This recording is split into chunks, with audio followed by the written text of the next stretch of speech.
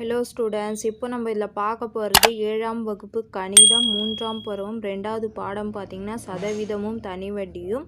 எடுத்துக்காட்டு 2.9 பார்க்கலாம். கொஷின் பாருங்கள். ஒரு பள்ளியில் 560 மாணவர்கள் உள்ளனர். அதில் 320 பேர் சிறுவர்கள் எனில் அந்த பள்ளியில் உள்ள சிறுமிகளின் சதவீதத்தை கண்டறிகன்னு கேட்டுக்கிறாங்க.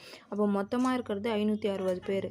அப்போது அவங்க சிறுமிக்கு தான் கேட்டுக்கிறாங்க. ஆனால் சிறுவர் அவங்க கொஷினில் கொடுத்துக்கிறாங்க. அப்போது இதுலேருந்து மொத்தத்துலேருந்து இது நீங்கள் கழிச்சிங்கன்னா மீதி வர பேருங்க தான் அது சிறுமிகள். அதுக்கப்புறம் அது கழிச்சிட்ட பிறகு தான் நம்ம சதவீதம் கண்டுபிடிக்கும். அப்போ ஃபஸ்ட்டு கொஷினில் கொடுத்துக்கிறது எழுதுங்க. மொத்த மாணவர்களின் எண்ணிக்கை. ஃபஸ்ட்டு மொத்த மாணவர்களின்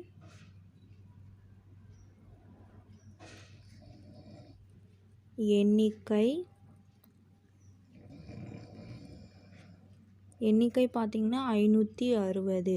அதுக்கப்புறம் இது மாணவர்களின் எண்ணிக்கை. சிறுவர்களின்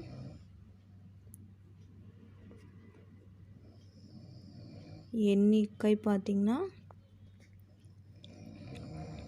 எவ்வளோ சொல்லியிருக்காங்க? 320 பேர். அப்போது சிறுமிகளின் எண்ணிக்கை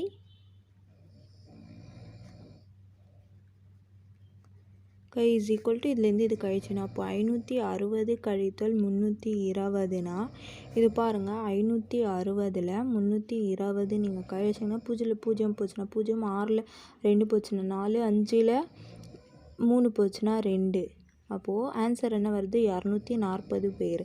அப்போ சிறுமிகளின் எண்ணிக்கை பார்த்திங்கன்னா 240. அப்போது சதவீதம் கண்டுபிடிங்கன்னா இது சிறுமிகள், இது மொத்தமாக. அப்போது நம்ம 240/560ன்னு போடணும். சதவீதம்னா 100 சதவீதத்தால் பெருக்கணும்.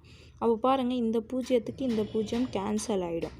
அதுக்கப்புறம் பாருங்கள், இது 8ஆம் வாய்ப்பாடில் வகுப்படும். 3×8 24, 7×8 56ன்னு வரும். அப்போது இது பார்த்திங்கன்னா 3/7 பெருக்கல் 100 சதவீதம். அப்போது 100% இது மேலே இருக்கிறதுனால பெருக்கணும். 300 சதவீதம்/7. அப்போது இது நீங்கள் 300 7ஆல் வகுத்திங்கன்னா பாருங்கள், 30ல் எத்தனை 7 வரும்? 30ல் 4 7 28, மீதி 2 இங்கே 0.